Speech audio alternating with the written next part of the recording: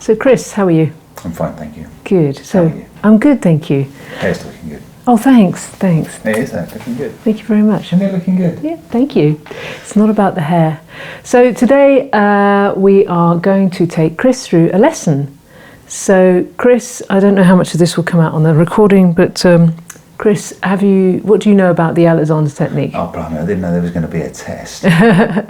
It's about freeing your neck. Oh, very good. And have you had lessons before? One or two. One or two, back in the day? Yes. Okay.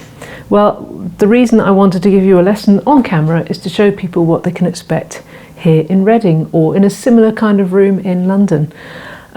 So we're just going to go through the basics. So here you are on a stool. Sometimes you get a chair, but I think here the stool is best. So Chris, as you see, is wearing a hoodie. That's okay. Ideally there wouldn't be a hoodie, but that's all right. We'll work around the hoodie because I'm going to be putting my hands on Chris very gently to see what's going on. So the first thing I want you to be aware of, Chris, is that you are sitting on a stool. Mm-hmm. And your feet are flat on the floor. So I'm using my hands on you to gently guide, and also I can tell to an extent what you're doing with yourself. At the same time I'm checking my posture. So here you are on the chair, so just think about the chair for a while. Think about the part of you that's making contact with the chair. Quite often we sit on things, lie down, stand on the ground, and we're not aware of what's actually supporting us. So there you go, it makes a difference already. On your chair you've got your sitting bones, which are at the bottom of your pelvis. They're the two knobbly bits that come out, your bum bones, if you will. I will. So there they are on the chair. Now then, just going to rock you slightly forwards on those, slightly back, just so you're made aware of what's going on.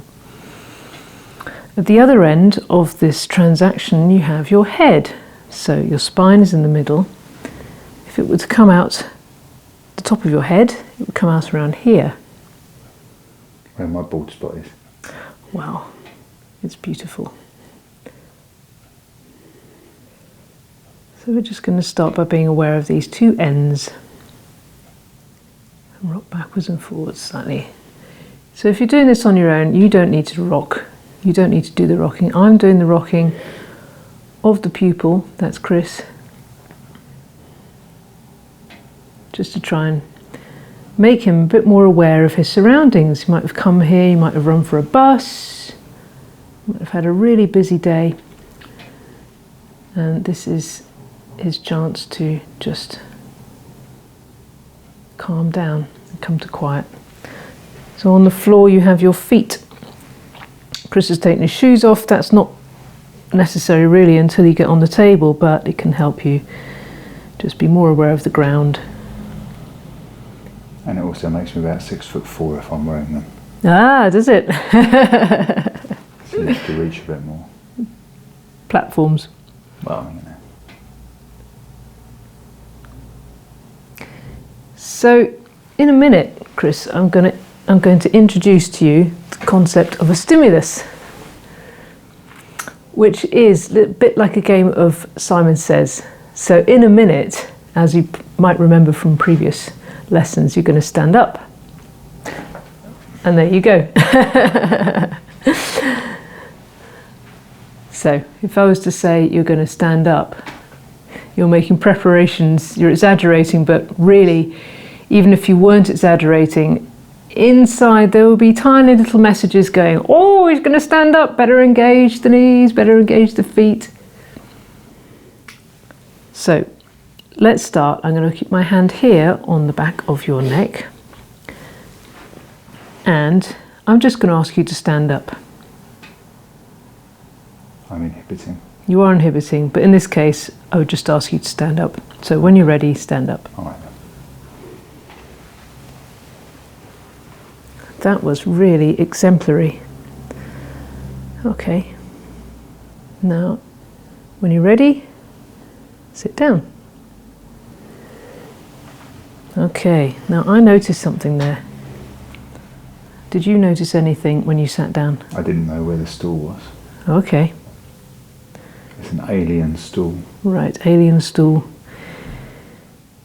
So in a minute, you'll stand up again, which means that your head will go up in this general direction and end up over your feet here, so forwards and up. I'm keeping my hand here to make sure that you don't pull your head back as you do so. So here we go, I'm going to stand up. Okay. Now you're on your feet, you can enjoy being on your feet, on your heels, and the bits behind your toes. And then you can add other things into the equation like your hips. Basically, yes. Just be free. Have the potential to move backwards, but not move backwards just yet.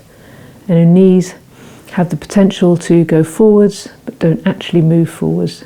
It's a non-doing, just an awareness of the potential that your knees and your hips have. And your ankles could soften. So with that potential, it's not a stiffening, but an allowing. There you go. It's a potential movement. So when you come to sit down, come back on your ankles, fold yourself over, and there you go. So you'll notice that when Chris sat down, the gravity shifted. So he went over his knees slightly, kind of folded up nicely, and his bottom hit the chair again. Which, you know, we would never take the chair away. But if your balance were good and you were doing it right, you could go all the way down to the ground. So here you are. So with that, so all you have to do, Chris, is just think about this freedom in your neck. And I am going to take you out of the chair. That is lovely. So when you stand up, just aware that there's potential. You might walk forward, you might walk sideways, and you might also sit down again. So there's just a readiness in the hips, space in front of the hips, behind the knees, softening of the ankles, your toes going forward and away as well. And there's a potential that you can sit down again, and that is lovely.